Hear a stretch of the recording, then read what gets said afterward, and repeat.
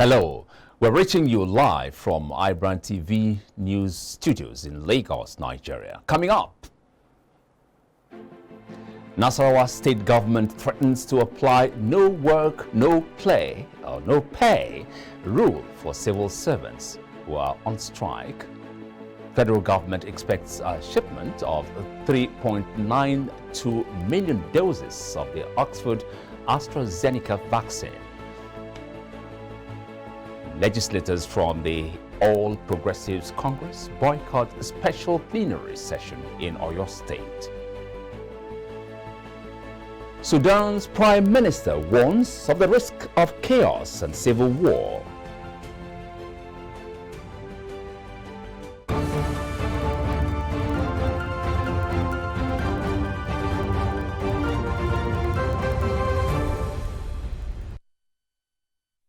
Thanks very much for joining us on News Now. Here are the big stories at this hour. I'm Michael Nath.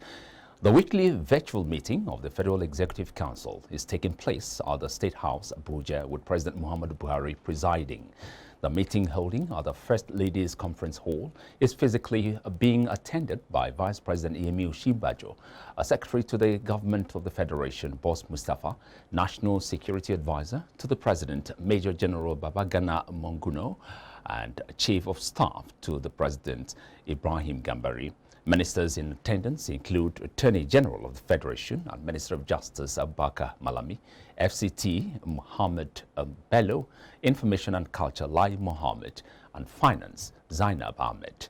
Other ministers are the Head of Service of the Federation, Folashade Yemi Esan, and participating in the weekly cabinet meeting from their various offices in Abuja. President Muhammadu Buhari has urged West African countries to, especially those within the Sahel region, to pool their resources together to fight the security crisis facing the region. The president spoke on Tuesday at the State House in Abuja while hosting the new special representative, the UN Secretary General for West Africa and the Sahel, Mahamat Saleh Anadif, Chadian. A statement by his special advisor on media publicity, Femi Adesina, said President Buhari also tasked the UN envoy to bring the countries together.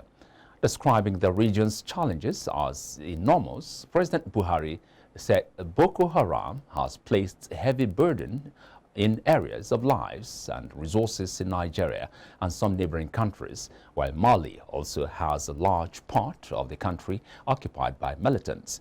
President Buhari pledged Nigeria's assistance to the special representative to enable him succeed in his assignment. Anadif, in response, said he was visiting after his appointment because he recognized the crucial role of Nigeria in West Africa. The Nasarawa state government said it will invoke the no work, no pay rule for civil servants who are on strike in the state.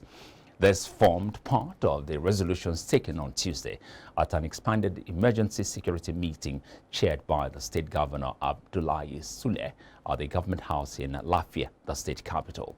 A statement by the secretary to the government, Muhammad Aliyu, explained that the meeting was convened to find ways to amicably resolve the concerns raised by the striking workers.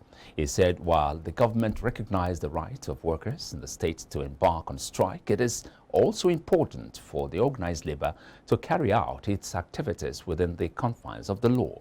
He added that the government has directed permanent secretaries at the various ministries, departments and agencies to open attendance registers with a view to actualizing the no work, no pay rule.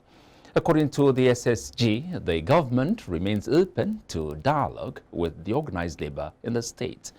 Ahead of the 2023 general elections, the Independent National Electoral Commission on Wednesday announced the creation of additional 56,872 polling units across the country.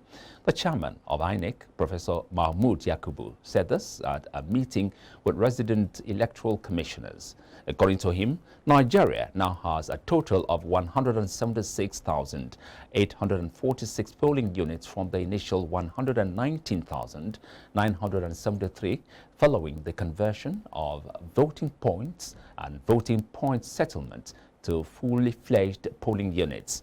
Yakubu said the commission had also removed 749 polling units from inappropriate facilities, with 9 of them from shrines and several others from religious houses, royal palaces and private property. The newly nominated Chief of Army Staff, Major General FAROUK YAHAYA, says the cooperation of other arms of the armed forces, other security agencies and the citizens is all it takes to succeed in the fight against insecurity in the country. Major General YAHAYA said these during the screening exercise conducted by the Joint House on Defense and the Army. Where that Jude, why did you there is this allegation that the 3 services are not always working together in the past, which is probably one of the reasons why we've been having challenges in trying to cope this threat of insecurity.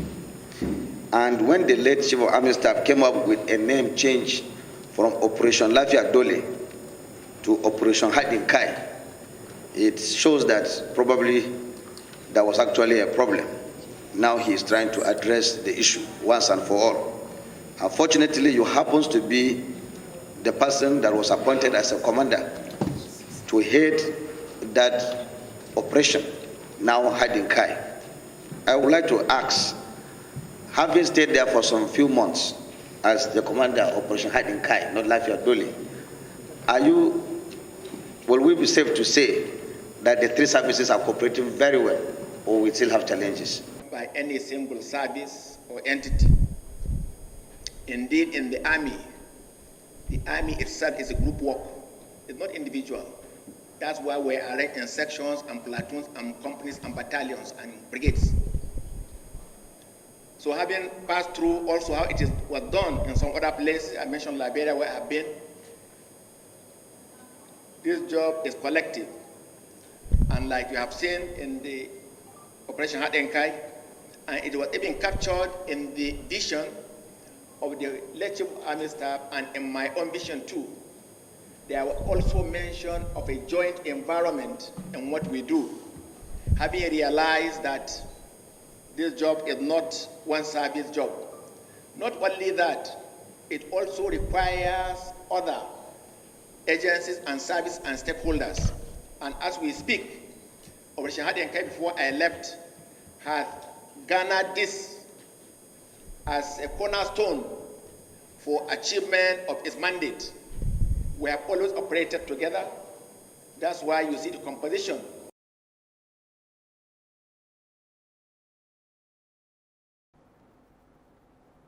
An Abuja-based research institute, Africa Polling Institute, has advocated for accurate data of persons living with disabilities in the country.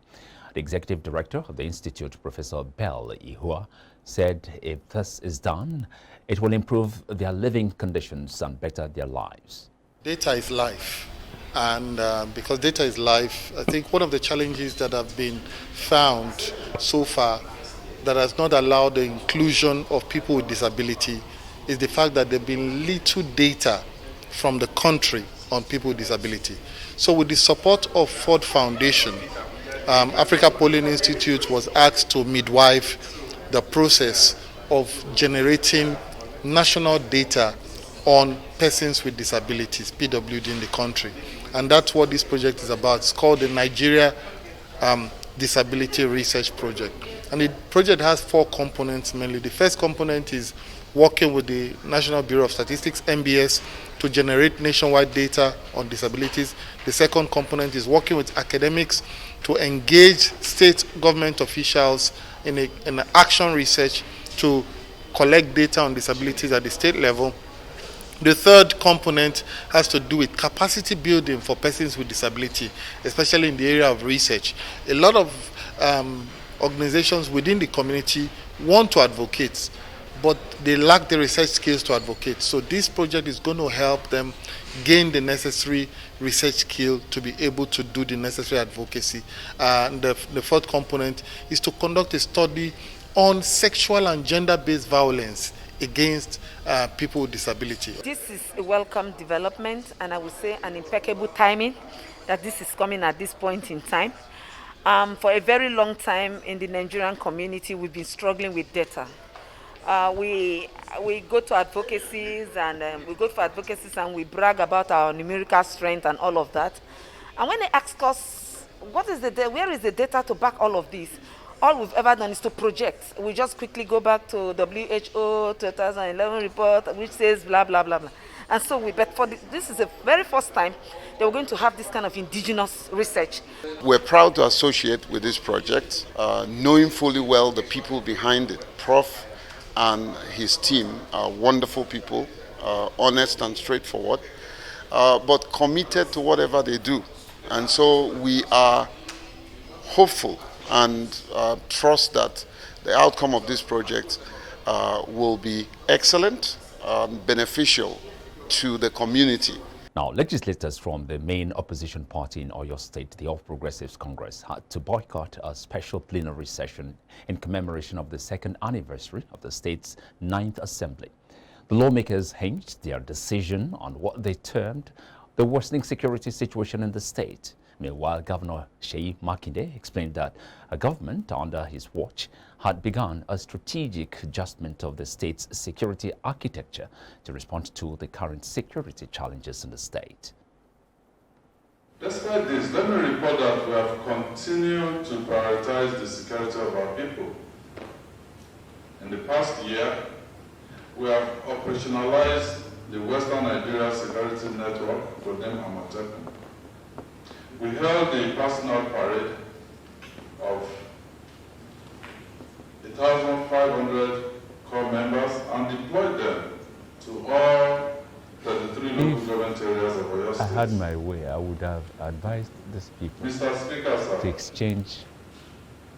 You were with us a few days ago when we went to Uganda to assess the damages caused by the attacks on our people. And we're determined to ensure that such an attack will not repeat itself again. I made that promise to the people. For this reason, we're adjusting our security architecture to respond to our current situation. I can say categorically that the 9th Oyo State House of Assembly now prides itself as one of the best in the country in terms of legislative accomplishments and tasks performed within limited time.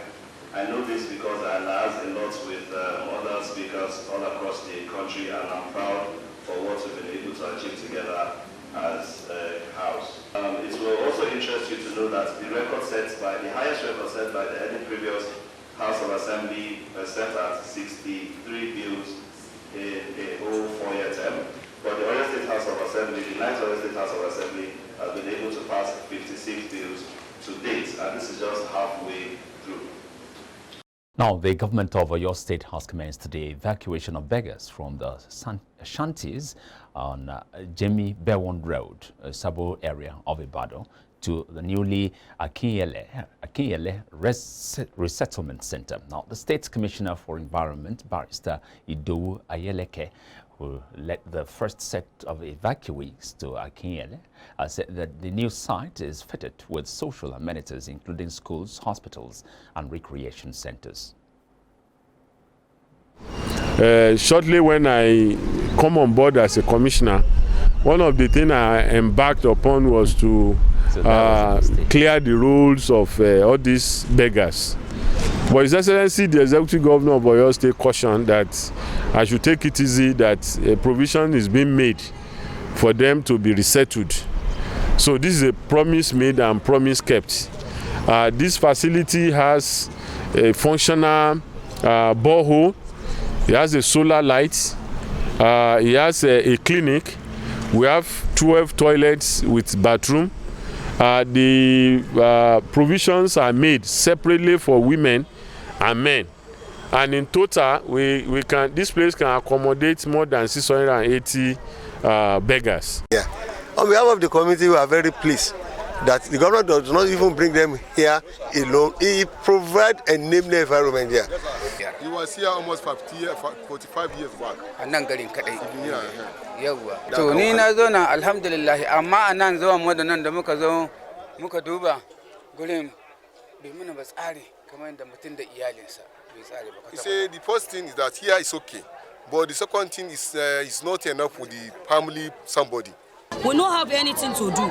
Please, this governor, we should do this for us. We happy. Nobody say we not happy. But our children, my own children, is for now. Me and my husband don't get like me, you know. And so how we could get what we go eat, what we go take feed our children. I'm getting, please, may they help us, give us, not be only me, I'm begging for governor, for all of us, what we get condition, we they begging, please, that's God, just help her, if she help us, she do better things for us, but we need business, any business where she know that she will help us with it.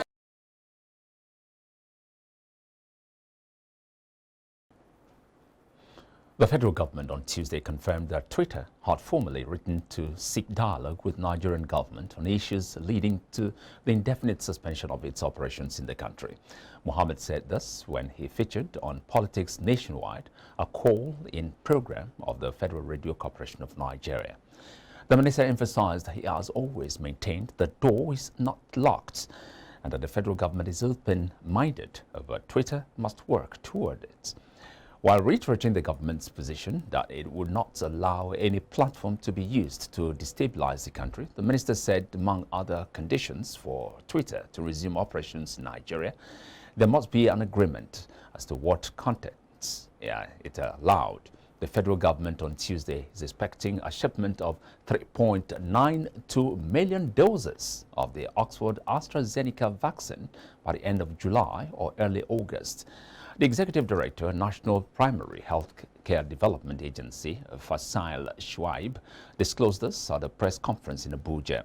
He said, we now have information that Nigeria will get 3.92 million doses of Oxford AstraZeneca by the end of July or early August.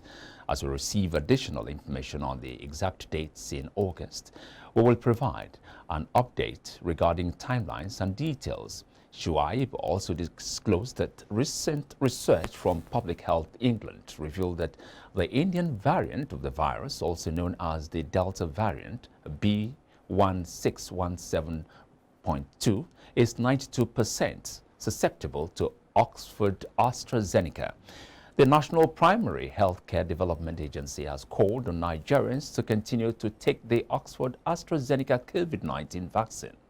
Addressing reporters on Tuesday in Abuja, the Executive Director of the NPHCDA, Faisal Shuaib, said the vaccine was not only effective, but was capable of protecting people against the Indian variant of the virus.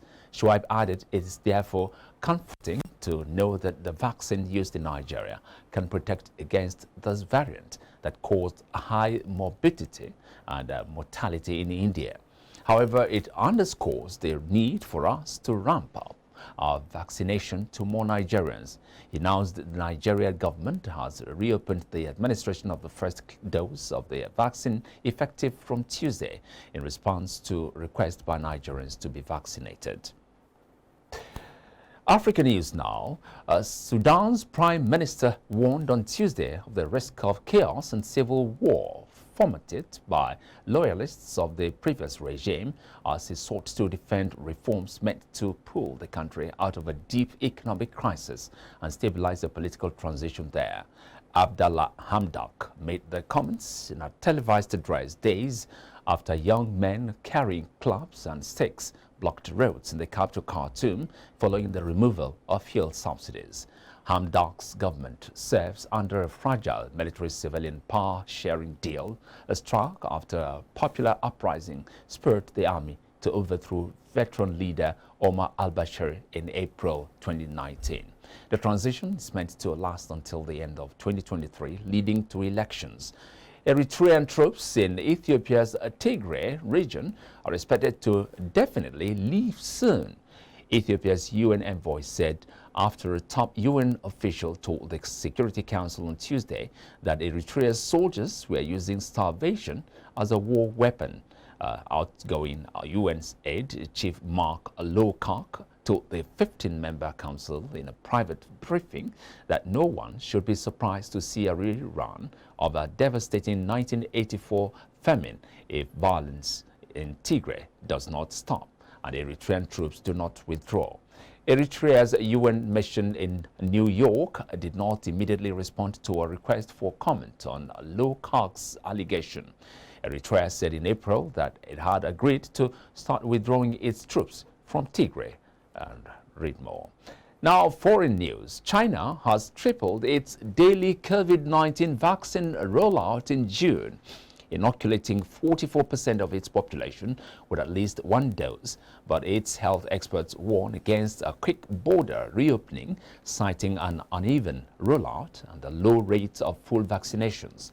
China rolled out 17.3 million doses per day in June on average, up sharply from 4.8 million in April, as it expanded the list of approved vaccines to 7 by adding 3 more locally developed shots, and continued to boost production. But the rollout has been uneven. By the first week of June, major cities of Beijing and Shanghai fully inoculated nearly 70% and 50% of their residents respectively. But the rate in Guangdong and Shandong provinces remained below 20%. The newly appointed U.S. envoy for North Korea, Sung Kim, will make his first visit to neighboring South Korea this week for a possible 3-way meeting with counterparts from Seoul and Tokyo, the Kyodo news agency said on Wednesday. The visit from Saturdays to June 24 comes after President Joe Biden and South Korean President Moon Jae-in held their first summit in May, injecting fresh urgency into efforts to engage the North in talks on its nuclear weapons. Kyodo said arrangements were being made for the visit during the officials of the 3 nations would discuss the future direction of the Biden administration's attempts to open dialogue with North Korea in pursuit of denuclearization. You're watching News Now here on iBrandTV Lagos. Coming up, Jidechi with sports news.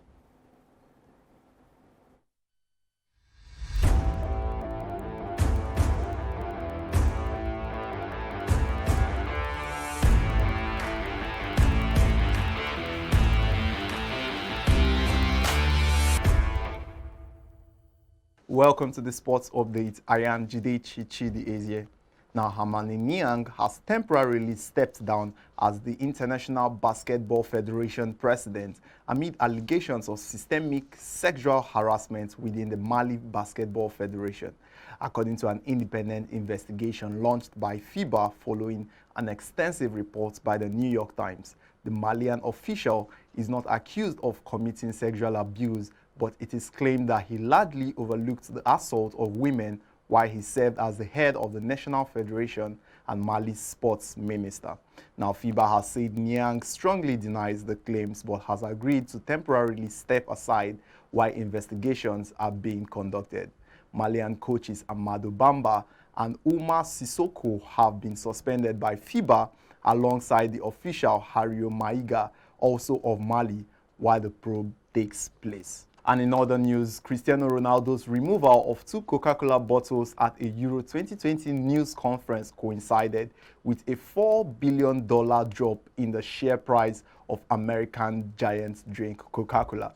Now, the Portugal captain was visibly troubled when he saw 2 bottles of the carbonated soft drink in front of him as he sat down to speak to the media on Monday in Budapest ahead of the national team's Group F opener against Hungary.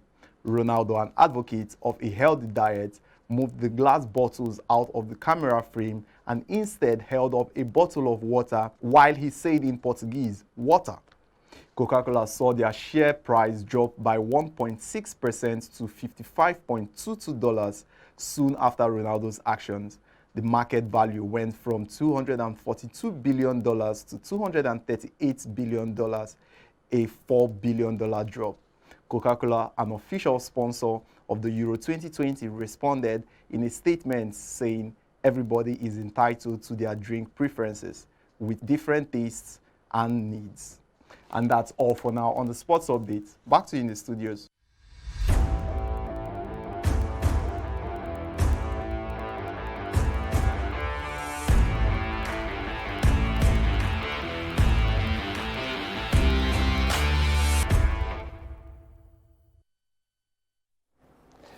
Thank you very much, Judechi. Coming up, business news.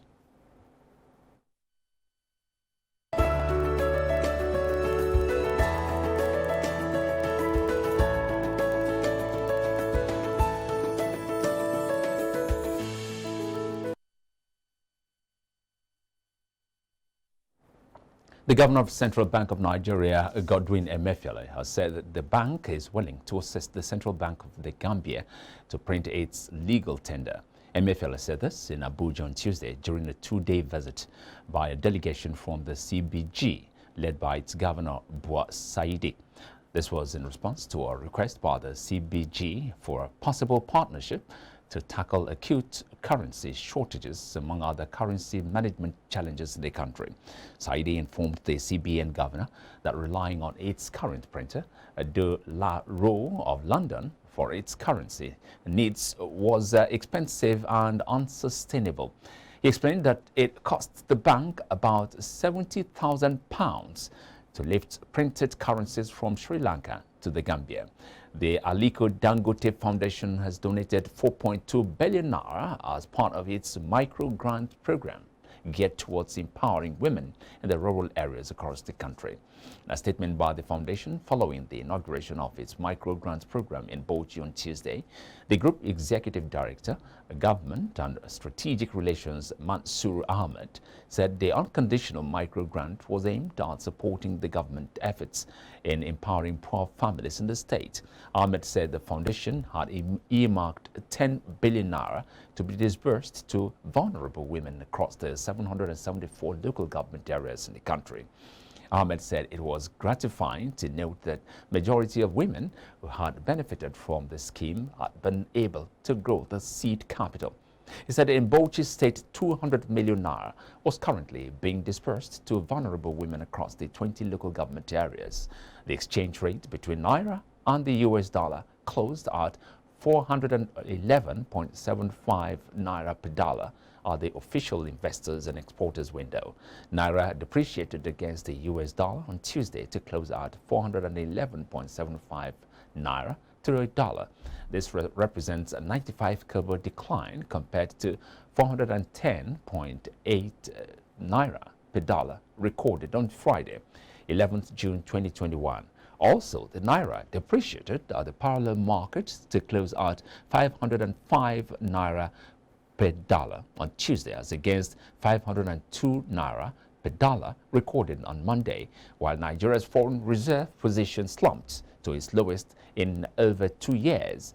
Forex turnover increased by 85.6% to stand at $172.24 million on Tuesday. On that note, we'll wrap up the news now here from iBrandTV Lagos. Thanks very much for watching. I'm Michael Nath.